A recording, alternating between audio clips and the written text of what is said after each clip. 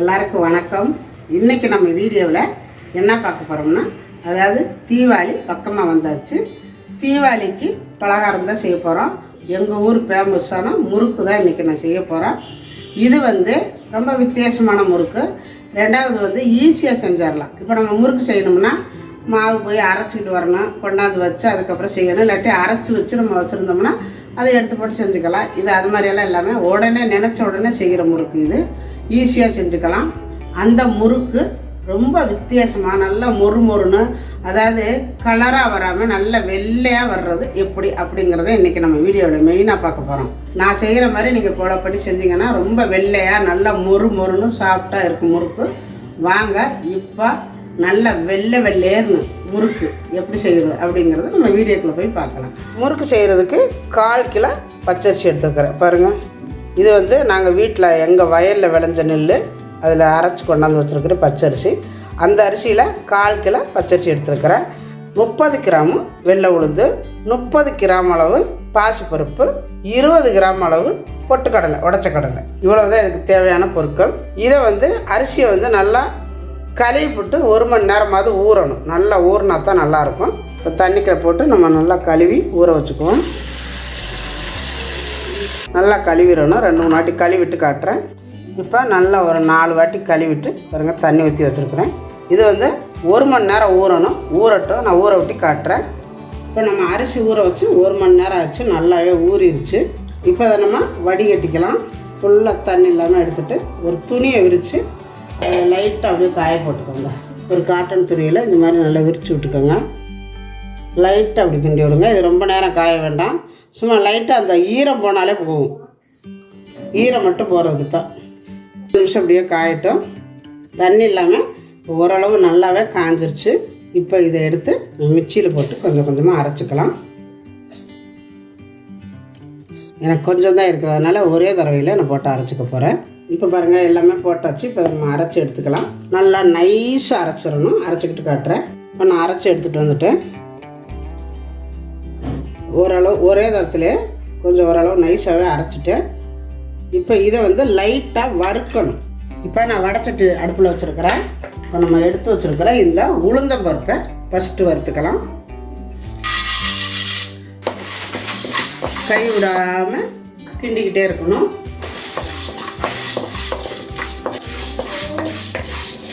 பாருங்கள், ஓரளவு நல்லாவே வறுபட்டுருச்சு. நல்ல மணம் வந்துருச்சு. போதும். இப்போ இறக்கிக்கலாம். எடுத்து வேறு ஒரு பாத்திரத்துக்கு போட்டுக்கலாம். பாசிப்பருப்பையும் வறுத்துக்கலாம். அதே மாதிரி லைட்டாக மணம் வந்தாலே போதும். அவ்வளவுதான். இதுவும் வறுத்தது போதும். நம்ம எடுத்துக்கலாம். இதையும் 2ஐயும் ஒன்றா சேர்த்துக்கலாம். உளுந்து பாசிப்பருப்பு ஒன்றா சேர்த்து வச்சுருக்கிறேன். இப்போ இதை ஆற விட்டு அரைச்சிக்கலாம். நம்ம அரைச்சி வச்சுருக்கிற இந்த அரிசி மாவு இப்போ இதையும் சேர்த்து இந்த ஈரத்தன்மை போக வறுக்கணும். அடுப்பை ஃபுல்லாக குறைச்சி வச்சுருங்க.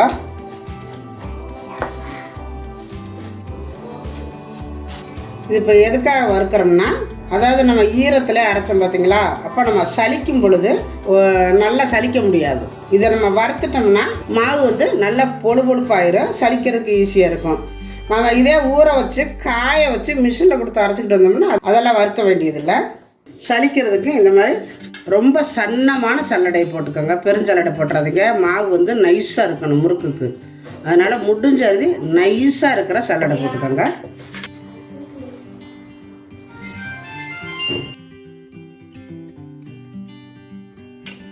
கொஞ்சம் குருணையெல்லாம் தண்ணி எடுத்து வச்சுக்கிட்டு இதில் எடுத்து போட்டுக்கோங்க. நம்ம மிக்சி சாரில் போட்டுக்கலாம்.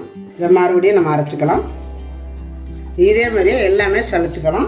இப்போ நம்ம எல்லாம் சளிச்சு எடுத்தாச்சு. பாருங்கள், சளிச்சு எடுத்தால் இந்த அரிசியோட குருணை இதையே நம்ம போட்டு அரைச்சிக்க போகிறோம். இது கூடவே நம்ம வறுத்து வச்சுருக்கிறோம் இல்லைங்களா, நம்ம வறுத்து வச்சுருக்கிறோம்ல உளுந்து பாசிப்பருப்பு, இதையும் சேர்த்து அரைச்சிக்கலாம். இந்த பொட்டுக்கடலை, ஏன்னா இது உளுந்து கம்மியாக இருக்குது. தனியாக அரைச்சிங்கன்னா அரைப்படாது. அந்த குருணையோடவே சேர்த்து அரைச்சிங்கன்னா நல்லா அரைப்பட்டுரும் சீக்கிரம். இப்போ நம்ம அரைச்சி எடுத்தாச்சு. இதையும் சளிச்சுக்கலாம். இப்போ நம்ம எல்லாமே சளிச்சு எடுத்தாச்சு மாவை. பாருங்கள் லாஸ்ட்டாக இவ்வளவு தான் குருணை. அந்த அரிசி உளுந்தெல்லாம் சேர்த்து இவ்வளவு தான் குருணை.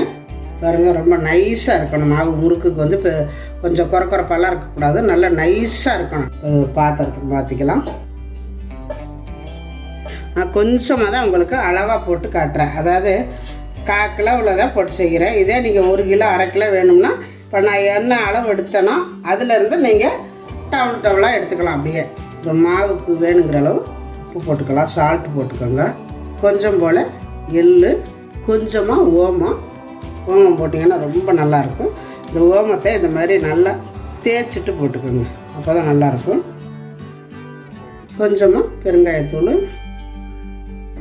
இது எல்லாத்தையும் நல்லா கலந்து விட்ருங்க. கலந்து விட்டுட்டு கொஞ்சம் கொஞ்சமாக தண்ணி ஊற்றி நல்லா பிணைஞ்சிக்கோங்க. நான் பச்சை தண்ணி தான் ஊற்றி பிணைகிறேன், நீங்கள் சுடு தண்ணி வேணும்னா கூட ஊற்றி பிணைஞ்சிக்கலாம். இதில் லைட்டாக பிணைஞ்ச உடனே எண்ணெய் சுட வச்சு ஊற்றிக்கணும். சில பேர் வரமாவில் ஃபஸ்ட்டில் எண்ணெய் ஊற்றுவாங்க, அந்த மாதிரி ஊற்றாமல் கொஞ்சம் போல் தண்ணி ஊற்றி பிணைஞ்சதுக்கப்புறம் கொஞ்சம் இந்த மாதிரி ஈரமானதுக்கப்புறம் கொஞ்சம் போல் எண்ணெயை காய வச்சு இதில் ஊற்றிக்கணும். இந்த அளவு நல்லா காய வச்ச எண்ணெய் இந்த அளவு கொஞ்சம் போல் ஊற்றிக்கோங்க.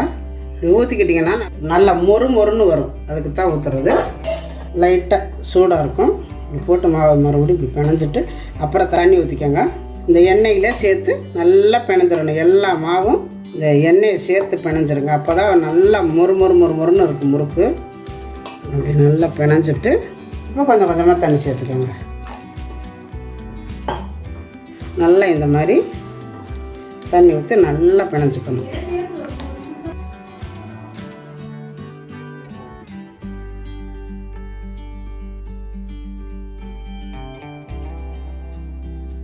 நல்லா பிணைஞ்சிட்டு இந்த மாவு பார்த்திங்கன்னா பாருங்கள், இந்த மாதிரி இருக்கணும் பதத்தில். இப்போ இந்த மாதிரி வர 3 கண்ணு உள்ள அச்சில் தான் இப்போ நான் செய்ய போகிறேன். போட்டுக்கிட்டு இந்த ஃபுல்லாமே எண்ணெயை தடவிக்கோங்க, எண்ணெய் தடவிக்கோங்க ஃபுல்லாக. இந்த மாதிரி நல்லா எண்ணெய் தடவினதுக்கப்புறம் இந்த மாவை எடுத்து வச்சுக்கலாம்.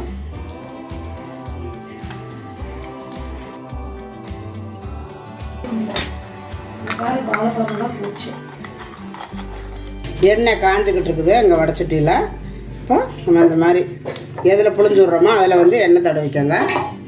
அரிகரண்டியில் கூட தடவி விட்டுக்கலாம். நான் கரண்டிலே இதுலேயும் தான் புழிஞ்சு விட போகிறேன். டைரெக்டாக கூட நேராகவும் புழிஞ்சு விட்டுக்கலாம். இப்போ எண்ணெய் காஞ்சிருச்சு. இப்போ எண்ணெய்க்குள்ளே நான் டைரெக்டாக புழிஞ்சு விட்றேன்.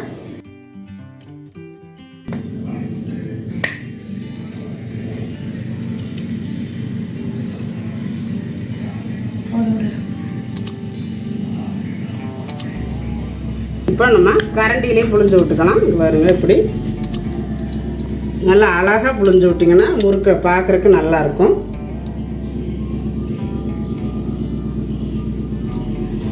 போட்டுட்டு இதை ஒட்டி விட்டுருங்க.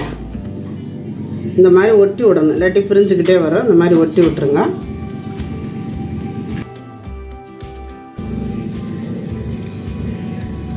வேக வேக நல்லா மேலே வருது பாருங்கள், அதுவே மேலே வந்துடும்.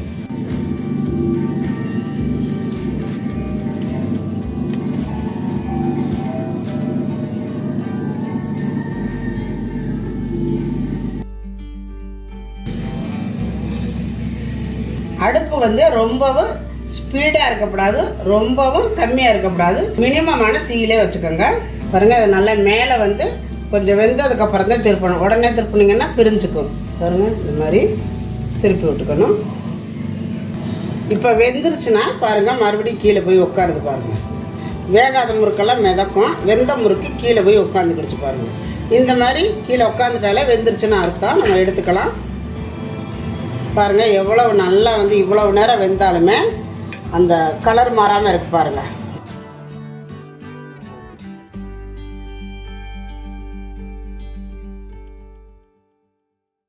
ஃபுல்லாமே இப்போ ஒரு அடசல் போட்டோம்னா ஒரு அடசல் ஃபுல்லாமே எடுத்துட்டு அதுக்கப்புறம் போட்டிங்கன்னா எண்ணெய் ரொம்ப சூடாயிடும். இப்போ இது வந்து நான் ஃபஸ்ட்டு 2 முறுக்கு போட்டேன். இப்போ இது வெந்துருச்சு. இப்போ இது வந்து 3/4 வேக்காடு வெந்திருக்குது. இது இப்போ லாஸ்ட்டாக போட்டது. அந்த மாதிரி இப்போ நம்ம இதை எடுக்கும் பொழுது நல்லா சலசலன்னு சத்தம் கேட்கும். இந்த மாதிரி இப்போ நம்ம எடுத்துட்டோம்னா இங்கே கேப்பு கிடக்குது பார்த்தீங்களா, 3 முறுக்கு இருக்கையில் இன்னொரு முறுக்கு அங்கே புழிஞ்சு வச்சு இதில் போட்டுறணும். எண்ணெய் வந்து மிதமான சூட்லேயே இருக்கும், முறுக்கும் நல்ல வெள்ளையாகவே இருக்கும். இப்போ இதே மாதிரியே நான் எல்லாம் சுட்டு எடுத்துக்கிட்டு உங்ககிட்ட காட்டுறேன்.